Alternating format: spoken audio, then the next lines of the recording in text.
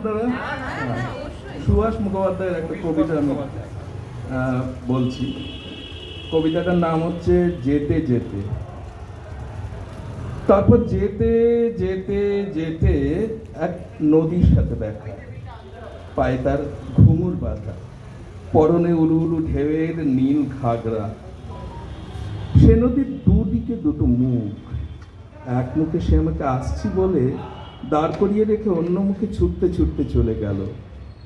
আর যেতে যেতে বুঝিয়ে দিল আমি এমনি করে আসি, আবার এমনি করেই যাই। বুঝিয়ে দিল আমি থেকেও নেই, না থেকেও আছি।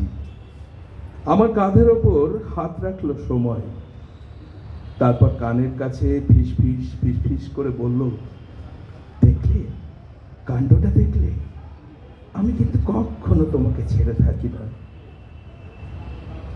তার কথা শুনে হাতের মুঠোটা খুললাম। সত্যি কাল রাতের বাসি ফুলগুলো শুকিয়ে কাঠ হয়ে গেছে। গল্পটার কোনো মাথা মুন্ডু নেই বলে পুরোধারীদের একেবারে ভালোই লাগলো না।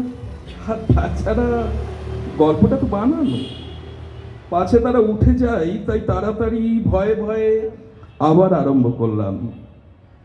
তারপর যেতে যেতে যেতে দেখি বনের মধ্যে আলো জ্বালা প্রকাণ্ড এক শহর। সেখানে খাঁ খাঁ করছে বাড়ি, আর সিঁড়িগুলো সব যেন স্বর্গে উঠে গেছে। তারই একটাতে দেখি চুল এলো করে বসে আছে এক পরমা সুন্দরী রাজকন্যা। লোকগুলো চোখ চকচক করে উঠল। তাদের চোখে চোখ রেখে আমি বলতে লাগলাম। তারপর সেই রাজকন্যা আমার আঙুলে আঙুল জড়ালো। আমি তাকে আস্তে আস্তে বললাম, তুমি আশা, তুমি আমার জীবন। শুনে সে বলল, এতদিন তোমার জন্যই আমি হা করে বসে আছি। বুড়োধারীরা আগ্রহে উঠে বসে জিজ্ঞাসা করলো, তারপর তারপর? ব্যাপারটা তাদের মাথায় যাতে ঢোকে তার জন্য ধোঁয়াই ধোঁয়াকার হয়ে মিলিয়ে যেতে যেতে আমি বললাম, তারপর কি বলবো?